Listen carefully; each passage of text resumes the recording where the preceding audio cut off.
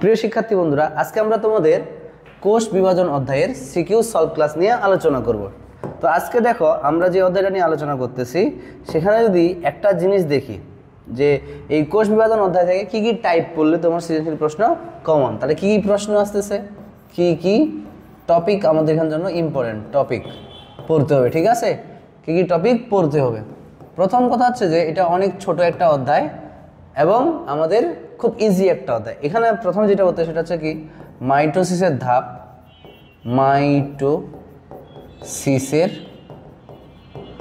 ধাপগুলো পড়তে হবে। 2 নাম্বার মাইটোসিসের গুরুত্ব, মাইটোসিসের গুরুত্ব। ঠিক আছে। 3 নাম্বার আমরা মিওসিসের যে হচ্ছে জীবের ধারাবাহিকতায় ভূমিকা, জীবের ধারাবাহিকতায়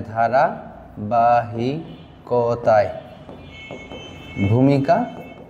আর এটা হচ্ছে কি 4 নম্বর পয়েন্টে মিওসিসের গুরুত্ব, মিওসিসের গুরুত্ব।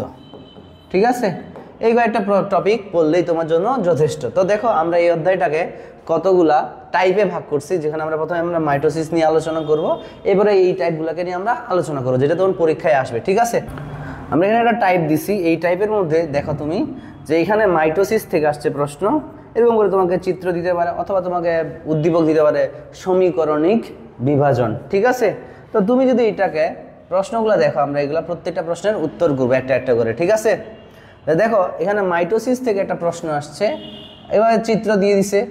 তো এখানে দেখছে প্রথমত মাইটোসিসের ধাপগুলো চিত্র সহ আলোচনা করো। ঠিক আছে, তো আমি এখানে আসলে তোমাকে আলাদা আলাদা করে দিতে পারতাম, বাট একটা প্রশ্নের ভিতরে আমি 5টা প্রশ্ন রাখা দিয়েছি। যে মাইটোসিসের ধাপ হচ্ছে আমরা যদি বলি নর্মালি 2টা, ক্যারিওকাইনেসিস আর সাইটোকাইনেসিস। যেখানে ক্যারিওকাইনেসিসের ধাপ হচ্ছে 5টা, প্রোফেজ, প্রোমেটাফেজ, মেটাফেজ, এনাফেজ এবং কি টেলোফেজ। তো এই 5টা ধাপ তোমাকে মাস্ট পড়তেই হবে। ঠিক আছে, এবং এই পিঠটা পড়তে পড়তেই তুমি হাজার হাজার প্রশ্নের উত্তর দিতে পারবা। তাহলে আমরা প্রথম যেই ধাপটা আসি, মাইটোসিসের প্রথম ধাপটার নাম কি? প্রোফেজ। এটা আমরা একটু আলোচনা করি। প্রোফেজ। ঠিক আছে, প্রো মানে আদি, ফেস মানে কি দশা, তাহলে প্রোফেজ হচ্ছে আদি দশা। এই দশায় কি হয়, প্রথমে আমাদের যে কোষের ভিতরে নিউক্লিয়াসটা আকারে কি হয়, বড় হয়। কোষের ভিতরে কি হয়, নিউক্লিয়াসটা আকারে বড় হয়। ঠিক আছে, এটা হচ্ছে কোষ প্রাচীর, কোষ প্রাচীর। আর এটা হচ্ছে আমাদের কি নিউক্লিয়াস, নিউক্লিয়াস। এই নিউক্লিয়াসের ভিতরে কোষগুলো আকারে বড় হয়। তাহলে আমরা 1 নম্বর পয়েন্টটা কি নিউক্লিয়াস, নিউক্লিয়াস আকারে বড় হয়। ঠিক আছে, 2 নম্বর পয়েন্টটা যেটা বাবা, এই যে কোষের ভিতরে নিউক্লিয়াসের ভিতরে যে আমাদের ক্রোমাটিন জালিকাগুলো আছে, এটা জল বিয়োজন করে খাটো এবং মোটা হবে, এবং একটা সময় গিয়ে তারা লম্বালম্বি 2টা অংশে কি হবে রে, বিভক্ত হবে। লম্বালম্বি কি হবে, 2টা অংশে বিভক্ত হবে। লম্বালম্বি কি হবে, 2টা অংশে বিভক্ত হবে। ঠিক আছে, এটা ধরো আমাদের প্রোফেজ। এটা যে আমাদের এই যে 2টা অংশগুলোকে বলে আমরা ক্রোমাটিড। কি বলা হয়, ক্রোমাটিড। তাহলে আমরা কি বললাম, chromosome, nuclear reticulum, nuclear reticulum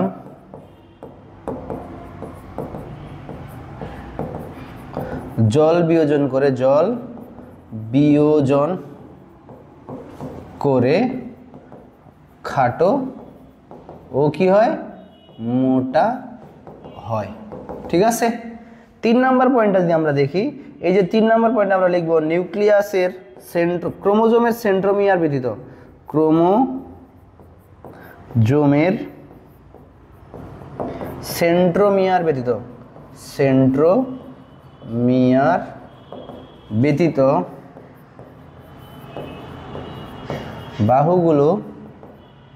বাহুগুলো লম্বালম্বি 2টি অংশে বিভক্ত হয়। লম্বালম্বি 2টি অংশে বিভক্ত হয়, একে আমরা কি বলবো, ক্রোমাটিড বলি। একে ক্রোমাটিড বলে। কি বলে, ক্রোমাটিড বলে, ঠিক আছে, ক্রোমাটিড বলে। এবারে যদি আমরা দেখি পরের পয়েন্টটা, সেটা হচ্ছে কি, পরের পয়েন্টটা আমরা কি করতেছি, মনে করি এই ধাপের শেষের দিকে নিউক্লিয়ার মেমব্রেন এবং নিউক্লিয়াসের বিলুপ্তি শুরু হয়। এই ধাপের শেষে নিউক্লিয়ার মেমব্রেন,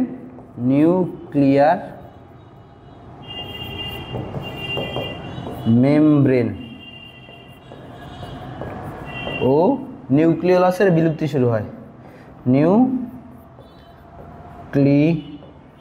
নিউক্লিওলাসের বিলুপ্তি শুরু হয়। কি শুরু হয়? বিলুপ্তি শুরু হয়। তোমরা যখন পরীক্ষায় লিখবা তখন ঠিক এইভাবে যদি বলা হয় যে দীর্ঘস্থায়ী পর্যায়টি আলোচনা করো বা মাইটোসিস কোষবিভাজনের প্রথম ধাপটি আলোচনা করো, তুমি বলবে মাইটোসিস কোষবিভাজনের প্রথম ধাপ বা দীর্ঘস্থায়ী ধাপটা হচ্ছে কি প্রোফেজ, নিচে প্রোফেজ আলোচনা করো। প্রথমে ছবি আঁকবা, দেন হচ্ছে তুমি কি এইভাবে পয়েন্ট আকারে বর্ণনাগুলো লিখে দিবা, ঠিক আছে। এবারে দেখো আমরা আসি প্রোফেজের পরে আসি প্রোমেটাফেজ। কি আসি? প্রোমেটাফেজ। হ্যাঁ, প্রোমেটাফেজ ধাপে কি কি ঘটনা ঘটে দেখো। প্রথমে আমরা কি করব, আমরা আমাদের মতো এই যে নিউক্লিয়াস অঙ্কন করব, কোষ অঙ্কন করব, এটা হচ্ছে কোষ প্রাচীর, ঠিক আছে। ওই যে নিউক্লিয়াস, কোষ প্রাচীর, নিউক্লিয়ার মেমব্রেনের বিলুপ্তি হওয়া শুরু করছে না, এই জন্য আমরা নিউক্লিয়ার মেমব্রেনটা এইভাবে ডট ডট ডট ডট করে দেখাবো, ঠিক আছে। এবং দুই প্রান্তে দুই মেরুযুক্ত একটা স্পিন্ডল যন্ত্রের সৃষ্টি হয়। কি হয়? স্পিন্ডল যন্ত্রের সৃষ্টি হয়। এরপরে তোমরা স্পিন্ডল যন্ত্রটা অঙ্কন করে রাখবো, ঠিক আছে। তাহলে আমরা প্রথম পয়েন্টটা কি লিখলাম, এটা কিন্তু কোষ প্রাচীর, কোষ প্রাচীর, আর এটা হচ্ছে আমাদের মনে রাখবা দুই মেরুর মাঝামাঝি যে অঞ্চলটা আছে, এই মাঝামাঝি অঞ্চলটাকে আমরা কি বলি? বিষুবীয় অঞ্চল। কি বলি? বিষুবীয় অঞ্চল, বিষুবীয় অঞ্চল, ঠিক আছে। এখন আমরা বাকি পয়েন্টগুলো একটা একটা করে লিখি আর হচ্ছে তোমাদের বুঝাই। এক নাম্বার পয়েন্টটা হচ্ছে কি, দুই মেরুযুক্ত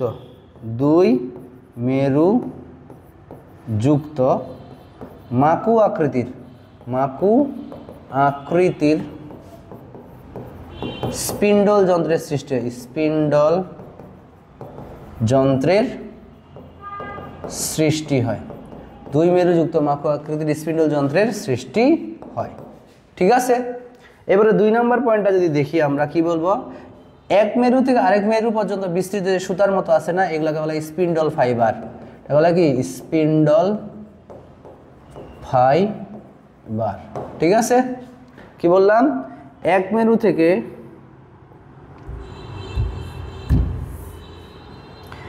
এক মেরু হতে অপর মেরু পর্যন্ত বিস্তৃত সুতার মতো অংশকে কি বলা হয়? অংশকে স্পিন্ডল তন্তু বলে। স্পিন্ডল তন্তু বলে, ঠিক আছে। এরপরে আমরা কি বললাম, 3 নম্বর পয়েন্টে বলতে দুই মেরুর মধ্যবর্তী অঞ্চলকে কি বলা হয়? দুই মেরুর মধ্যবর্তী অঞ্চলকে বিষুবীয় অঞ্চল, বিষুবীয় বা ইকুয়েটর অঞ্চল বলা হয়। ইকুয়েটর অঞ্চল বলে, ঠিক আছে, অঞ্চল বলে। দুই মেরুর মধ্যবর্তী অঞ্চলটা আমরা কি বলবো? ইকুয়েটর অঞ্চল বলে, ঠিক আছে। এরপরে যে আমরা দেখি এই জায়গাগুলোতে মূলত আমাদের কি ক্রোমোজোমগুলো অবস্থান করে। কোথায়? এই স্পিন্ডল যন্ত্রের বিভিন্ন স্থানে অবস্থান করে। ধরো এখানে আমরা কি বললাম? এদের ক্রোমোজোমগুলো দিলাম, ঠিক আছে। এগুলো হচ্ছে ক্রোমোজোম বা ক্রোমাটিড। এবার চিত্র অঙ্কন করবা, ঠিক আছে। এবং এখানে আমাদের কি বলে 4 নম্বর পয়েন্টটা ক্রোমোজোমাল নৃত্য দেখা যায়। কি দেখা যায়? ক্রোমোজোমাল নৃত্য দেখা যায়। ক্রোমোজোমাল নৃত্য দেখা যায়, ওকে। তাহলে এইটা হলো আমাদের কি প্রোমেটাফেজ ধাপের চিত্র এবং তাদের ব্যাখ্যা। যে প্রথমে দুই মেরুযুক্ত একটা স্পিন্ডল যন্ত্রের সৃষ্টি হয়, তারপরে আমাদের কি হয় এক মেরু থেকে অপর মেরু পর্যন্ত বিস্তৃত যে সুতার মতো অংশগুলো আছে তাকে বলা হয় কি স্পিন্ডল ফাইবার বা স্পিন্ডল তন্তু। দুই মেরুর মধ্যবর্তী অঞ্চলকে আমরা কি বলি ইকুয়েটর বা বিষুবীয় অঞ্চল। এবং এখানে আমাদের কি দেখা যায় ক্রোমোজোমাল নৃত্য। এবং এটা মনে রাখবা কোষ বিভাজনের স্বল্পস্থায়ী আমাদের ধাপ। ঠিক আছে, তাহলে প্রো মেটাফেজ চলে গেল। এবার আসি আমরা কি মেটাফেজ। কি আসি মেটাফেজ। মেটাফেজ এনে একটা জিনিস দেখবা, আমাদের আগের মতোই কোষ প্রাচীর অঙ্কন করতে হবে। এখানে কোনো আমাদের কি থাকবে না নিউক্লিয়ার মেমব্রেন এবং নিউক্লিয়াস থাকবে না, অর্থাৎ নিউক্লিয়ার মেমব্রেন এবং নিউক্লিয়াসের কি ঘটবে সম্পূর্ণ বিলুপ্তি ঘটবে। নিউক্লিয়াস এবং নিউক্লিয়ার মেমব্রেনের কি ঘটে, তাহলে এক নম্বর পয়েন্টটা কি বললাম নিউক্লিয়ার মেমব্রেন ও নিউক্লিওলাসের কি ঘটে সম্পূর্ণ বিলুপ্তি ঘটে। ঠিক আছে, 2 নম্বর পয়েন্ট আমরা কি লিখতে পারি, 2 নম্বর পয়েন্টটা লিখতে পারি ক্রোমোজোমের সেন্ট্রোমিয়ার বিষুবীয় অঞ্চল অবস্থান করে। কি করে ক্রোমোজোমের সেন্ট্রোমিয়ার কি করে বিষুবীয় অঞ্চল অবস্থান করে, বিষুবীয় অঞ্চলে অবস্থান করে। ঠিক আছে, তাহলে এই যে ক্রোমোজোমের সেন্ট্রোমিয়ারগুলো কি করবে আমাদের বিষুবীয় অঞ্চলে অবস্থান করবে। ঠিক আছে কি না, দেখো এখানে আমাদের ক্রোমোজোম, এখানে আমরা নিলাম ক্রোমোজোম, প্রত্যেকটা ক্রোমোজোমের সেন্ট্রোমিয়ারটা কোথায় অবস্থান করবে বিষুবীয় অঞ্চলে অবস্থান করবে, এটা দেখাইতে হবে। তাহলে এটা হচ্ছে আমাদের কোষ প্রাচীর, এটা হচ্ছে মেরু, আমাদের ক্রোমোজোমের সেন্ট্রোমিয়ার কোথায় অবস্থান করে বিষুবীয় অঞ্চলে অবস্থান করে। এবং এই ধাপে ক্রোমোজোমগুলো কি হয়, ক্রোমোজোমগুলো সর্বাধিক খাটো এবং কি হয় সর্বাধিক খাটো ও কি হয় মোটা হয়। এবং এই ধাপের শেষে কি হয় ক্রোমোজোমের বিভাজন শুরু হয়, ক্রোমোজোমের সেন্ট্রোমিয়ারের বিভাজন শুরু হয়, ক্রোমোজোমের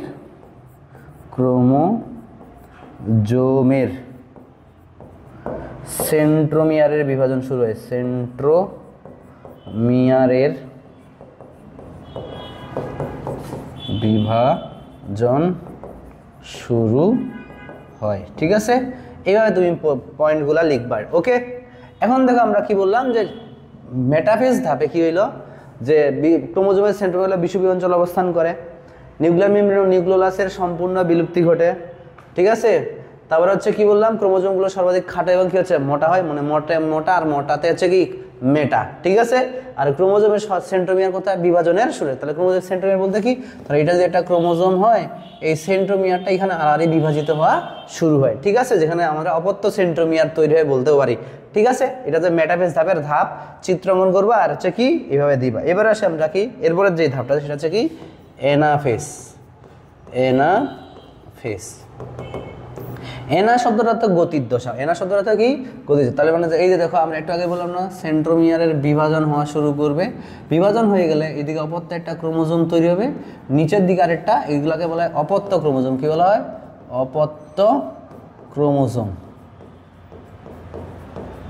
ঠিক আছে, তাহলে প্রথম ধাপটা আমরা কি বলবো অপত্য ক্রোমোজোমের সৃষ্টি হয়।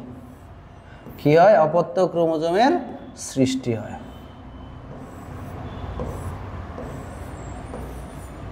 ঠিক আছে, এক নাম্বার পয়েন্ট আমরা কি বললাম অপত্য ক্রোমোজোমের সৃষ্টি হয়, ক্রোমোজোমের সৃষ্টি হয়। ঠিক আছে, এবং 2 নাম্বার পয়েন্টে যে আমরা দেখি এই অপত্য ক্রোমোজোমগুলো মেরুমুখী চলন প্রদর্শন করে, অপত্য ক্রোমোজোম গুলো কি করে মেরুমুখী চলন প্রদর্শন করে। কি মেরুমুখী চলন প্রদর্শন করে,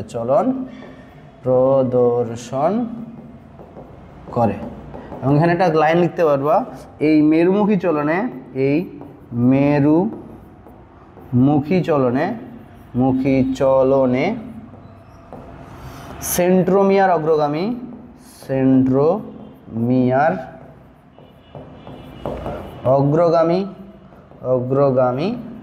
এবং বাহুগুলো কি হয়? অনুগামী হয়। কি হয়? অনুগামী। মানে কি, অপত্য ক্রোমোজোম যখন বিভাজন হলো তারা দুই দিকে গতিশীল হবে। অর্ধেক ক্রোমোজোম যাবে এক মেরুর দিকে, বাকি অর্ধেক ক্রোমোজোম যাবে অন্য মেরুর দিকে। ধরো এরকম করে আমরা দেখাচ্ছি, অপত্য ক্রোমোজোম অর্ধেক যাচ্ছে এই দিকে আর অর্ধেক আসতেছে এই দিকে, ঠিক আছে? আর এই মেরুমুখী চলনে কি হয়? সেন্ট্রোমিয়ারটা থাকে মেরুর দিকে আর বাহুগুলো থাকে তার উল্টা দিকে, ঠিক আছে? এই হলো কাহিনী। এই জন্য এটা হচ্ছে আমাদের অ্যানাফেজ দশা। 3 নম্বর পয়েন্ট আমরা কি বলতে পারি? ক্রোমোজোমগুলো দেখতে VLJ এর মতো দেখায়। ক্রোমোজোমগুলো দেখতে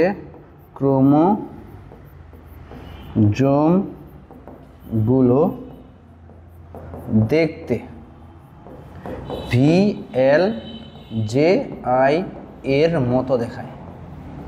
কেন দেখায় সেটা তোমরা জানো, ঠিক আছে? এগুলো আর সৃজনশীল প্রশ্নে বুঝাচ্ছি না। 4 নম্বর পয়েন্ট আমরা কি লিখব? মেরুর কাছাকাছি পৌঁছালে এই ধাপের সমাপ্তি ঘটে। কি হয়? মেরুর কাছাকাছি পৌঁছালে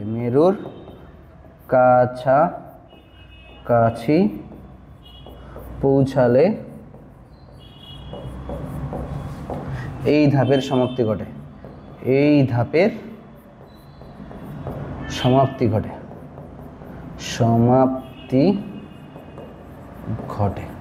ওকে, তাহলে এই হলো অ্যানাফেজ। তাহলে আমাদের লাস্ট যে দশাটা আছে সেটা হচ্ছে কি? টেলোফেজ। টেলো মানে শেষ, ফেজ মানে দশা। তাহলে টেলোফেজ মানে কি? শেষ দশা। টেলোফেজ মানে কি? শেষ দশা।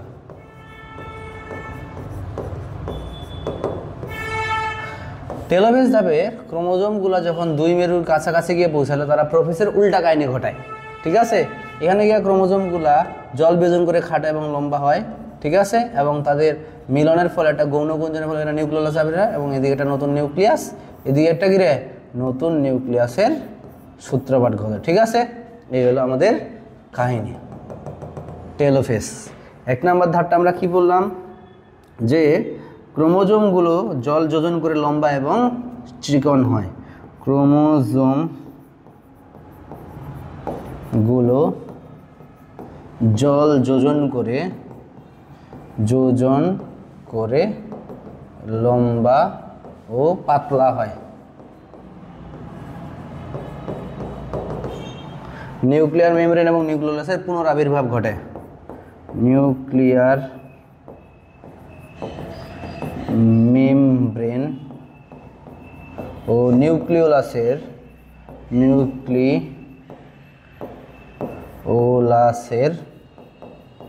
পুনরাবির্ভাব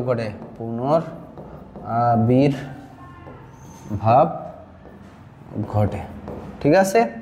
এবং 3 নম্বর আমরা কি বলি? যে স্পিন্ডল যন্ত্রের বিলুপ্তি হয়।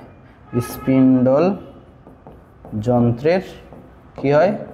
বিলুপ্তি ঘটে। এরকম করে তুমি যদি কি পড়ো শেষ, ঠিক আছে? এটা টেলোফেজ। তাহলে তোমার পরীক্ষায় যদি প্রশ্ন আসে যে মাইটোসিস কোষজনের 5টি ধাপ বর্ণনা করো, তাহলে তুমি চিত্র অঙ্কন করো। এতগুলো তো লেখা যাবে না। যখন বলবে 5টা ধাপ আসবে তখন খালি চিত্র আঁকবা, ঠিক আছে? আর যখন এটা স্পেসিফিকভাবে বলে যে প্রোফেজটা আলোচনা করো, মেটাফেজটা বা অ্যানাফেজটা আলোচনা করো, তখন তোমরা ছবি আঁকবা, প্লাস কি দিবা? বর্ণনা করবা, ঠিক আছে? এখন আমরা আমাদের যেই স্লাইডটা আছে সেটাতে যাই। তাহলে এখানে আমরা কি বললাম? মাইটোসিসের ধাপসহ চিত্রসহ আলোচনা করো। মাইটোসিসের গুরুত্ব লেখো। তাহলে গুরুত্ব কি? মাইটোসিসের গুরুত্বগুলো তোমাদের বইয়ে একদম ঢালাপাটি লেখা আছে। তবে আমি মনে করি মাইটোসিসের গুরুত্বটা ঢালাপাটি না লিখে তোমরা হচ্ছে কি পয়েন্ট আকারে লিখবো। মাইটোসিসের গুরুত্ব। এই মাইটোসিসের গুরুত্বগুলো তোমরা বইয়ের মতো গুরু রচনা না লিখে তোমরা কি আঁকবা? পয়েন্ট আকারে লিখবা, ঠিক আছে? কি আকারে? পয়েন্ট আকারে লিখবা, ঠিক আছে? এখন মাইটোসিসের গুরুত্ব কি কি আছে সেটা একটু দেখি।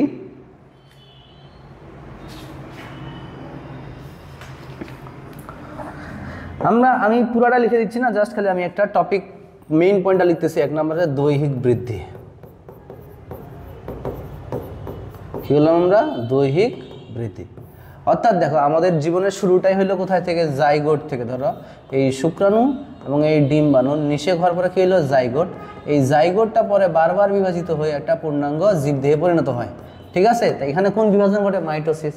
যদি জাইগোটে মাইটোসিস না ঘটতো তাহলে আমাদের দৈহিক বৃদ্ধি হইতো না। তাহলে তুমি ভাই বর্ণনা দিতে পারো জাইগোটের মধ্যে বারবার মাইটোসিস প্রক্রিয়া গঠনের মাধ্যমে একটা পূর্ণাঙ্গ দেহ কি হয়, গঠিত হয়। 2 নাম্বার দিতে পারো যে তুমি এরকম বংশ বৃদ্ধি।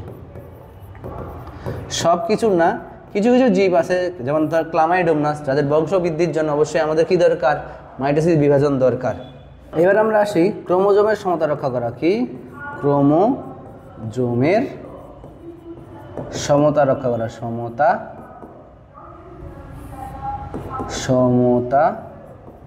রক্ষা করা, ঠিক আছে। তোমরা জানো যে মাইটোসিস বিভাজনের ফলে আমাদের কি হয়, নতুন সৃষ্ট কোষের ক্রোমোজোম সংখ্যা কি হয়, মাতৃকোষের ক্রোমোজোম সংখ্যার সমান থাকে। এভাবে তারা ক্রোমোজোমের সমতা রক্ষা করে। 2 নাম্বার থেকে 3 নাম্বার, 4 নাম্বার বলে ক্ষত স্থান পূরণ, ক্ষত স্থান পূরণ, ঠিক আছে। ধরো আমাদের কোনো একটা জায়গায় অ্যাক্সিডেন্ট করলাম, ওই অ্যাক্সিডেন্ট করে এখন একটা ক্ষত হইলো, ওই ক্ষত স্থানটা কি হয়, মাইটোসিস বিভাজনের মাধ্যমে পূরণ হয়ে যায়। তারপরে হচ্ছে কি, পুনরুৎপাদন, ঠিক আছে। কিছু কিছু কোষ আছে যাদের আয়ুষ্কাল নির্দিষ্ট, যেমন আরবিসি 120 দিন পর মারা যায়। যারা হচ্ছে কি হয়, একটা নির্দিষ্ট সময় পর মারা যায়, তাদের পুনরুৎপাদন করার জন্য কি দরকার, মাইটোসিস কোষ বিভাজন দরকার, ঠিক আছে।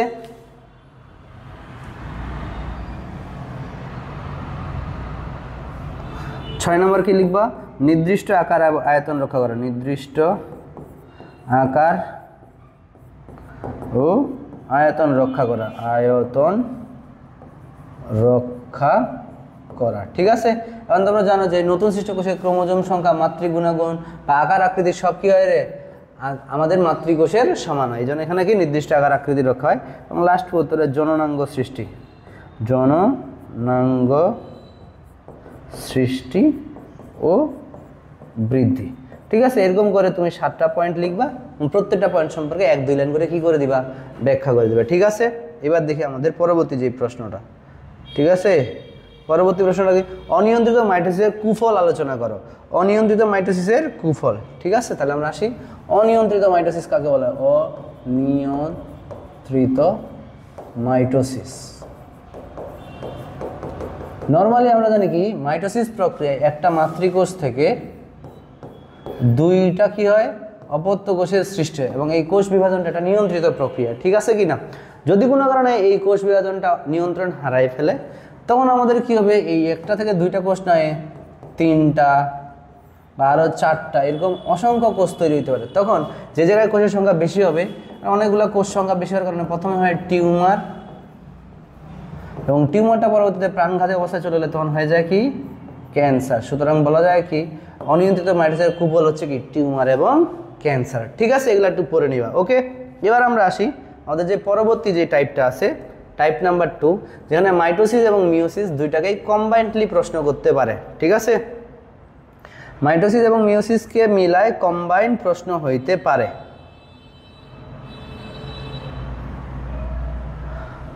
এখন দেখো আমরা আগে একটু প্রশ্নগুলো পড়ে নেই, তারপরে ধরো উত্তরগুলো আমরা আসতেছি, ঠিক আছে।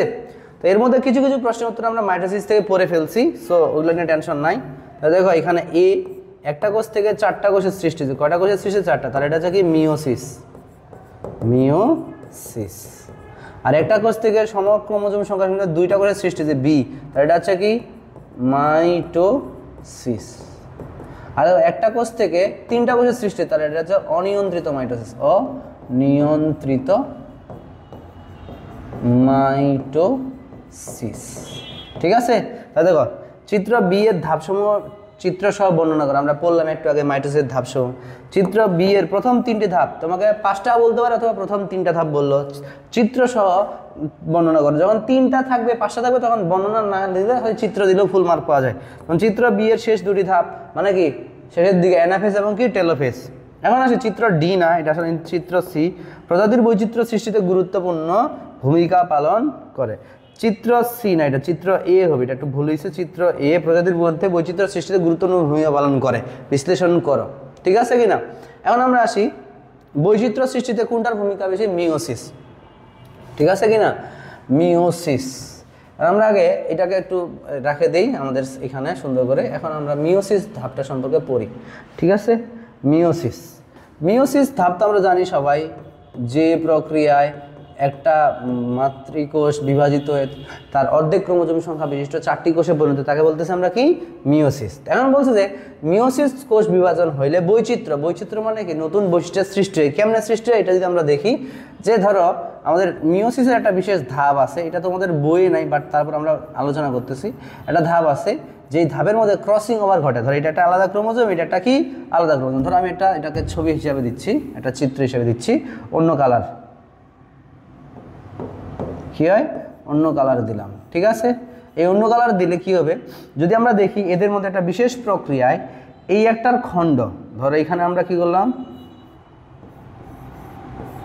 নীলটা আঁকলাম, আর এখানে হচ্ছে আমাদের কি সাদাটা আঁকলাম। তো কি ঘটনা ঘটে, এই সাদার কিছু অংশ এখানে চলে যায় ভেঙে, আবার নীলটার কিছু অংশ আমাদের কি হয়, এই ক্রোমোজোমের মধ্যে স্থানান্তর ঘটে। এই যে ক্রোমোজোমের মধ্যে স্থান বিনিময় বা কি ক্রোমোজোম বিনিময় করাটাকে বলে ক্রসিং ওভার। কি হয়? ক্রসিং ওভার বলা হয়। আর এই ক্রসিং ওভারের ফলে যখন ক্রোমোজোমের বিনিময় ঘটে, এই ক্রোমোজোমের বিনিময়ের সাথে সাথে কিছু জিনেরও পরিবর্তন ঘটে, এর ফলে নতুন বৈচিত্র্যের সৃষ্টি হয়। সুতরাং বলা যায় যে কি জীবের বৈচিত্র্য সৃষ্টিতে আমাদের অবশ্যই চিত্র এর ভূমিকা কি বেশি, ঠিক আছে? চিত্র পি এবং কিউ এর মধ্যে, এখানে পি কিউ না, সরি, এখানে এ এবং কি বি এর মধ্যে পার্থক্য, অর্থাৎ মাইটোসিস এবং কি মিওসিসের মধ্যে পার্থক্য। আশা করি তোমরা পারবা, এটা লিখে দেওয়ার দরকার নাই। জীবের গুণগত বৈচিত্র্য স্থিতিশীলতা রক্ষায় এ ও বি এর মধ্যে কোনটি অধিক ভূমিকা রাখে বিশ্লেষণ করো। জীবের গুণগত স্থিতিশীলতা রক্ষায় উদ্দীপকের এ এবং বি প্রক্রিয়া দুটি সঠিকভাবে না ঘটলে জীবদের কী ধরনের সমস্যা হতে পারে বিশ্লেষণ করো। এখন এগুলো তোমাকে ফুল ডিটেলস পড়াইলে খবর আছে, আমার নিজেরই খবর আছে, ঠিক আছে? তা এ বি প্রক্রিয়া দুটি সঠিকভাবে যদি না ঘটে, তাহলে জীবে দেখো, যদি তুমি যদি মিওসিস ঠিক করতে না ঘটে, কি করে? মিওসিস। দেখো মিওসিস কোথায় ঘটে? জনন মাতৃকোষে। কোথায়? জনন মাতৃকোষ, ঠিক আছে? ধরো এটা পিতার জনন মাতৃকোষ 2n, আর এটা হচ্ছে কি রে, মায়ের জনন মাতৃকোষ n। এই জায়গায় কি ঘটে? মিওসিস ঘটে বলে আমাদের কি রে, ক্রোমোজোম সংখ্যা অর্ধেক হয়, হয়ে আমাদের জনন কোষ, শুক্রাণু এবং কি হয়, ডিম্বাণু তৈরি হয়। এবং এই শুক্রাণু ডিম্বাণু নিষেক হওয়ার পরে নতুন কোষ তৈরি হয় কি, জাইগোট, ঠিক আছে? তাহলে যদি মিওসিস না ঘটে, তাহলে কি রে, জনন কোষ তৈরি হবে না, এবং পরে জনন কোষ তৈরি না হলে তাদের নিষেক করে ফলে নতুন প্রজন্মের সৃষ্টি হবে না। আবার যদি মাইটোসিস না ঘটে, তাহলে এই যে দেখো আমাদের জাইগোট তৈরি হলো, এবং এই জাইগোটের মধ্যে কি করতে হয়? মাইটোসিস। এই মাইটোসিসটা ঘটেতে আমাদের একটা পূর্ণাঙ্গ দেহ তৈরি হয়। যদি মাইটোসিস ঠিক মতো না ঘটে, তাহলে আমাদের দেহ গঠন হবে না, খালি আমাদের না, কোনো জীবেরই দেহ গঠন হবে না। দেখো চিত্র বি এর বিভাজন নিয়ন্ত্রণ নষ্ট হলে কি কি ঘটে ব্যাখ্যা করো। আমরা একটু আগেই ব্যাখ্যা করলাম, চিত্র বি মানে কি মাইটোসিস বিভাজন ঠিক মতো না ঘটলে বা নিয়ন্ত্রণ নষ্ট হলে আমরা বলি কি টিউমার এবং কি হবে, ক্যান্সার। এটা তুমি পারবা ব্যাখ্যা করতে। উদ্দীপকের বি প্রক্রিয়াটি জীবদের জন্য অত্যন্ত গুরুত্বপূর্ণ, জানোই। এখানে গুরুত্বপূর্ণ বলতে কি মাইটোসিসের গুরুত্ব, আমরা একটু আগেই বললাম না মাইটোসিসের গুরুত্ব। এই যে 7টা পয়েন্ট, এই 7টা পয়েন্ট সুন্দর করে তুমি কি লিখে দিবা আর একটু ব্যাখ্যা করে দেবে। এটাই হচ্ছে মাইটোসিসের গুরুত্ব। এবার দেখো প্রজাতির স্বতন্ত্র রক্ষায় এ ও বি এর মধ্যে কোনটি ভূমিকা রাখে? প্রজাতির স্বতন্ত্রতা রক্ষায়, মনে রাখবা, স্বতন্ত্রতা রক্ষায় আমাদের কি করে, অথবা জীবের ধারাবাহিকতা রক্ষায় মূলত মিওসিস ভূমিকা পালন করে। দেখো এই যে দেখলাম জনন মাতৃকোষ, এটা চিত্র সহ তুমি ব্যাখ্যা দিবা যে এটা হচ্ছে পিতার জনন মাতৃকোষ, এটা হলো কি মাতার জনন মাতৃকোষ। যেখানে কি ঘটলো, প্রথমে ঘটবে মিওসিস। তাহলে এখানে হলো এন এবং এখানে হলো কি এন। এই এন এবং এন এর নিষেক ঘটলো, নিষেক ঘটে কি উৎপন্ন হইলো, নিষেক ঘটে তৈরি হলো জাইগোট। কি তৈরি হলো? জাইগোট, ঠিক আছে? কারণ এই জাইগোটটা হইলো কি 2n, অর্থাৎ তার মাতৃকোষের সমান ক্রোমোজোম সংখ্যা। এইভাবে দেখাইলে একবার। এবার তুমি আরেকটা জিনিস দেখাবা, যদি আমাদের মিওসিস না ঘটে মাইটোসিস ঘটতো জনন মাতৃকোষে, মিওসিস না ঘটে যদি কি ঘটতো, মাইটোসিস ঘটতো, ঠিক আছে? এখানে যদি আমার মিওসিস না ঘটে কি করতো, মাইটোসিস। তাহলে এখানে হচ্ছে 2n, কারণ আমরা জানি মাইটোসিস বিভাজন প্রক্রিয়ায় নতুন সৃষ্ট কোষের ক্রোমোজোমের সংখ্যা কি থাকে, সমান থাকে। এই 2n এবং এই 2n এর যখন নিষেক ঘটবে তখন তৈরি হবে কি 4n, অর্থাৎ নতুন সৃষ্ট জীবের ক্রোমোজোম সংখ্যা কি হইল, ক্রোমোজোম সংখ্যা কি হয়েছে, দ্বিগুণ হয়। কি হয়? প্রজন্মতে প্রতি প্রজন্মে কী হবে, দ্বিগুণ হবে। আর ক্রোমোজোমের ভিতরে যেহেতু জিন আছে, জিনের সংখ্যা দ্বিগুণ হবে, তখন তাদের মধ্যে একটা বিশাল পরিবর্তন আসবে। এই জন্য বলা যায় যে জীবের স্বকীয়তা বা স্বতন্ত্রতা বজায় রাখার জন্য মাইটোসিস নয়, মিওসিস বেশি ভূমিকা পালন করে। ঠিক আছে, এগুলা সুন্দর করে ব্যাখ্যা দিতে হবে। ওকে, এবারে যাচ্ছে আমরা পরের প্রশ্নটা। পরের প্রশ্নটা হচ্ছে চিত্র বি এর ধ্রুব যে ধাপে মেটাকাইনেসিস ঘটে। মেটাকাইনেসিস কোথায় ঘটে মনে রাখবা, এই যে ক্রোমোজোমগুলা বিষুবীয় অঞ্চলে বিন্যস্ত হওয়াটাকেই বলা হচ্ছে কি, আমরা একটু মাইটোসিস ধাপের মেটাফেজ পর্যায়ে পড়ছিলাম না, এখানে বিষুবীয় অঞ্চলে ক্রোমোজোমগুলো অবস্থান করে এবং সর্বাধিক খাটো এবং কি হয়, মোটা হয়, এটাকেই বলা হচ্ছে মেটাকাইনেসিস। তাহলে মেটাকাইনেসিস ধাপে কোন ঘটে, মেটাফেজ। তাহলে মেটাফেজের বর্ণনা দিবা। চিত্র এ এর গুরুত্ব আলোচনা করো, মানে মিওসিসের গুরুত্ব। এখন মিওসিসের গুরুত্ব কি, সেম তোমরা পয়েন্ট আকারে লিখবা যে আমাদের প্রজাতির স্বকীয়তা বজায় রাখে, তারপরে হচ্ছে কি ক্রোমোজোমের সংখ্যা ধ্রুব রাখে, তারপরে বৈচিত্র্যের সৃষ্টি হয়। ঠিক আছে, এরকম করে 4-5টা পয়েন্ট তোমরা কি করবা, লিখে দিবা মিওসিসের গুরুত্বে। ধরো আমি লিখে দিচ্ছি মিওসিসের গুরুত্ব, মিওসিসের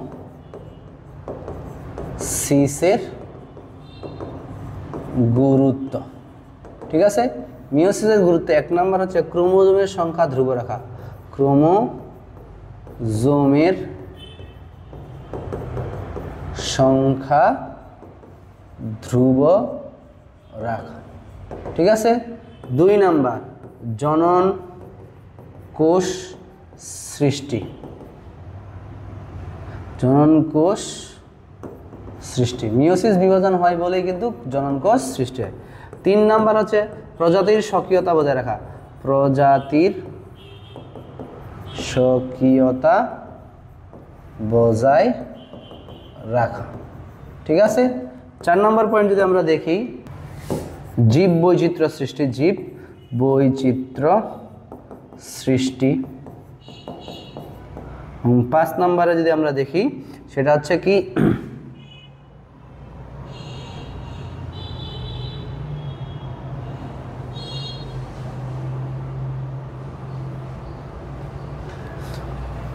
নতুন প্রকরণ সৃষ্টি।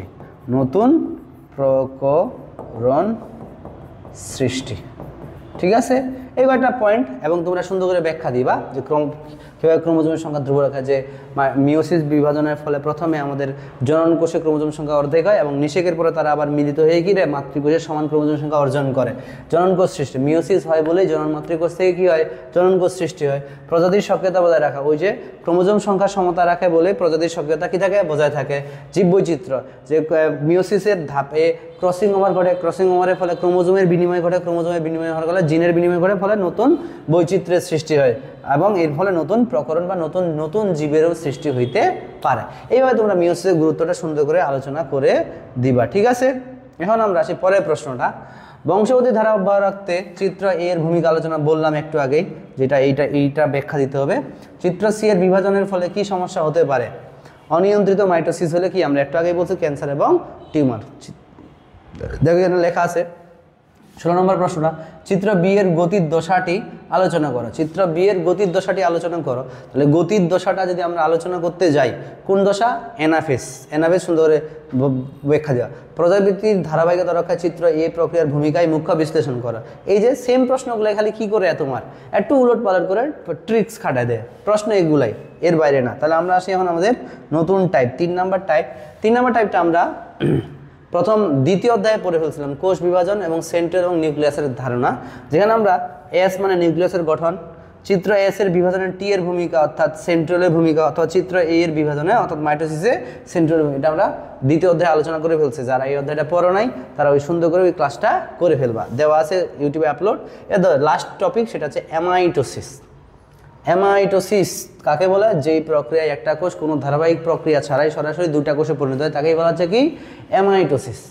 ঠিক আছে, তুমি এখন বলছো উদ্দীপকের প্রদর্শিত কোষ বিভাজনটির প্রক্রিয়া এবং মাইটোসিস কোষ বিভাজন প্রক্রিয়ার মধ্যে পার্থক্য, অর্থাৎ অ্যামাইটোসিস এবং মাইটোসিস প্রক্রিয়ার মধ্যে পার্থক্য। তুমি এভাবে লিখবা যে অ্যামাইটোসিস প্রক্রিয়া একটা প্রত্যক্ষ বা সরাসরি প্রক্রিয়া, মাইটোসিস একটা ধারাবাহিক প্রক্রিয়া, অ্যামাইটোসিস প্রক্রিয়ার কোনো ধাপ নাই, মাইটোসিসের 2টা ধাপ, তারপরে অ্যামাইটোসিস প্রক্রিয়া সরাসরি একটা কোষ, ওটা জটিল প্রক্রিয়ার মাধ্যমে, এইভাবে তুমি ব্যাখ্যা দিবা। আর লাস্ট, উদ্দীপকের উল্লেখিত বিভাজন প্রক্রিয়াটি সম্পন্ন না হলে জীবজগতে কী ধরনের প্রভাব পড়তো? তাহলে দেখো, যদি অ্যামাইটোসিস কাদের মধ্যে ঘটে? অ্যামাইটোসিস কোষ বিভাজন ঘটে আমাদের ব্যাকটেরিয়া এবং বিভিন্ন ছোট ছোট এককোষী জীবে, ঠিক আছে, এককোষী জীব। এখন ব্যাকটেরিয়ার প্রধান কোষ বিভাজনের প্রক্রিয়াটা হচ্ছে কি? অ্যামাইটোসিস। এখন যদি আমরা জানি যে আমাদের বায়ুমণ্ডলের বা আমাদের যে বাস্তুতন্ত্র আছে, এই বাস্তুতন্ত্রের ব্যাকটেরিয়াটা কী হিসেবে কাজ করে? বিয়োজক হিসেবে কাজ করে। কী হিসেবে কাজ করে? বিয়োজক। অর্থাৎ তুমি এভাবে ব্যাখ্যা দিবা যে ব্যাকটেরিয়া বিয়োজক হিসেবে কাজ করে, অর্থাৎ আমাদের যত ফেলে দেওয়া ময়লা আবর্জনা, মরা পচা বস্তু আমরা পরিবেশে ফেলে দেই, তাদেরকে পচিয়ে হিউমাসে পরিণত করে প্রকৃতির শক্তি প্রকৃতিতে ফিরিয়ে দেয় কে? বিয়োজক, অর্থাৎ ব্যাকটেরিয়া।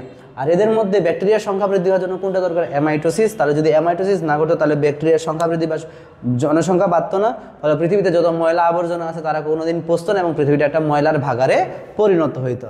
এটাই হচ্ছে আমাদের কি অ্যামাইটোসিস প্রক্রিয়ার প্রভাব, ঠিক আছে, বা গুরুত্ব, ঠিক আছে। তাহলে পরীক্ষায় যদি প্রশ্ন আসে এইগুলার বাইরে কোনো প্রশ্ন নাই, এবং কোষ বিভাজন থেকে প্রশ্ন আসলে তুমি এইগুলার মধ্যেই প্রশ্ন হবে এবং গ্যারেন্টি। তাছাড়াও তুমি যদি বলতে চাও, একটু দেখে দিতে চাও যে বিগত সালের প্রশ্নগুলো কীভাবে আসছে সৃজনশীল পরীক্ষায়, আমি এখানে কয়েকটা বোর্ড তুলে রাখছি। যশোর বোর্ড। জবা গাছের কচি কাণ্ড এবং পরাগধানীর কোষে বিভাজনের মধ্যে ভিন্নতা দেখা যায়। কাণ্ড মানে কি? দেহকোষ। দেহকোষে কোনটা? মাইটোসিস। আর জনন কোষ হচ্ছে কি? পরাগধানী, যেহেতু জনন ওখানে শুক্রাণু নির্মাণ করে, ওখানে কি? মিওসিস। উল্লেখিত প্রথম অংশের কোষ বিভাজনটি চতুর্থ পর্যায়ে চিত্র সহ বর্ণনা করো। প্রথম ধাপটা হচ্ছে কি? মাইটোসিস। মাইটোসিসের চতুর্থ পর্যায়ে কোনটা? অ্যানাফেজ। তাহলে আমরা পড়ে ফেলছি না? দ্বিতীয় অংশের বিভাজন প্রক্রিয়াটি প্রজাতির বৈচিত্র্যতা সৃষ্টি করে বিশ্লেষণ করো। ওই যে ক্রসিং ওভার দিয়ে তোমাকে কি করতে হবে? ব্যাখ্যা দিতে হবে। এবার রাজশাহী বোর্ড 2020 উদ্দীপকের উল্লেখিত পি হচ্ছে ক্রোমোজোম সংখ্যা সমান থাকে আর কিউ ক্রোমোজোম সংখ্যা অর্ধেক হয়, তার মানে মাইটোসিস, এটা হচ্ছে কি? মিওসিস, ঠিক আছে। বলছে পি বিভাজনে ক্যারিওকাইনেসিসের ধাপের চিহ্নিত চিত্র অঙ্কন করো। ক্যারিওকাইনেসিসের ধাপ করে 5টা: প্রোফেজ, প্রোমেটাফেজ, মেটাফেজ, এনাফেজ এবং টেলোফেজ। মানে তোমাকে সবগুলো খালি ছবি আঁকবে, এখানে কোনো বর্ণনা দেওয়ার দরকার নাই। পি এবং কিউ বিভাজন দুটি জীবের জন্য অপরিহার্য, মূল্যায়ন করা। ওই যে একটু আগেই বললাম, মিওসিস হয় বলে জননকোষ সৃষ্টি হয়, জননকোষ সৃষ্টি হওয়ার ফলে নতুন বংশধর সৃষ্টি হয়, আর মাইটোসিস হয় বলে আমাদের কি দৈহিক বৃদ্ধি করে। সুতরাং জীবের জন্য দুইটাই অপরিহার্য, ঠিক আছে। মাইটোসিসও দরকার, মিওসিসও দরকার। কুমিল্লা বোর্ড 2024 একটা প্রশ্ন আছে, দেখো জবা গাছের কচিকাণ্ড, সেম প্রশ্ন আসছে। সো আমরা এখানে উল্লেখিত প্রথম অংশের কোষ বিভাজনের তৃতীয় পর্যায়ে, জাস্ট খালি এখানে মাইটোসিসের কোনটাকে বলছে? মেটাফেজটাকে। আর দ্বিতীয় অংশের বিভাজন প্রক্রিয়াটি জীবের বৈচিত্র্যতার সৃষ্টি করে, ঠিক আছে, এগুলো পড়বা। এবার যশোর বোর্ড 2019 উচ্চ শ্রেণীর জীবের দৈহিক বৃদ্ধি এবং পরিবর্ধনের জন্য এক ধরনের কোষ বিভাজন ঘটে। দৈহিক বৃদ্ধি এবং পরিবর্ধন, উক্ত কোষ বিভাজনের একটি ধাপে সেন্ট্রোমিয়ার 2টি খণ্ডে বিভক্ত হয়। সেন্ট্রোমিয়ার 2টি খণ্ডে বিভক্ত হয় কোন ধাপে? দেখো আমরা লিখে রাখছিলাম একটু আগেই, মেটাফেজ ধাপে, ঠিক আছে। ফলশ্রুতিতে একটি ক্রোমোজোম থেকে দুটি অপত্য ক্রোমোজোমের সৃষ্টি হয়। উদ্দীপকের উল্লেখিত ধাপটি সচিত্র, অর্থাৎ মেটাফেজেরটা বলবা। আর উদ্দীপকের উল্লেখিত প্রক্রিয়াটি সঠিকভাবে না ঘটলে দেহে কী ধরনের সমস্যা হবে? অর্থাৎ মাইটোসিস যদি সঠিকভাবে না ঘটে তাহলে আমরা আগেই বলছি আমাদের কী হবে? টিউমার এবং ক্যান্সার, ঠিক আছে। আরও কিছু প্রশ্ন আছে যেগুলো আমি তোমাদের টাইপ ভিত্তিক পড়ানোর সময় কি করছি? এই জায়গাটাতে সব দিয়ে দিছি, ঠিক আছে। এই প্রশ্নগুলো যদি তুমি সবগুলোই সলভ করতে পারো, আশা করি তোমার কোষ বিভাজন অধ্যায় নিয়ে আর কোনো প্যারা নেওয়ার লাগবে না, ঠিক আছে। তোমরা যদি আমি এখানে স্লাইডে যা যা দিচ্ছি এই প্রশ্নগুলো সলভ করতে পারো, তোমাদের আর কোনো প্যারা নেওয়ার লাগবে না। ততক্ষণ পর্যন্ত ভালো থাকো, আমরা নেক্সট ক্লাস নিয়ে আসবো। তোমরা কমেন্টে জানাও কোন ক্লাসটা আগে করাইতে হবে বা কোন ক্লাসটা পরে করাইলেও চলবে, ঠিক আছে। তো ততক্ষণ পর্যন্ত ভালো থাকো, ধন্যবাদ সবাইকে।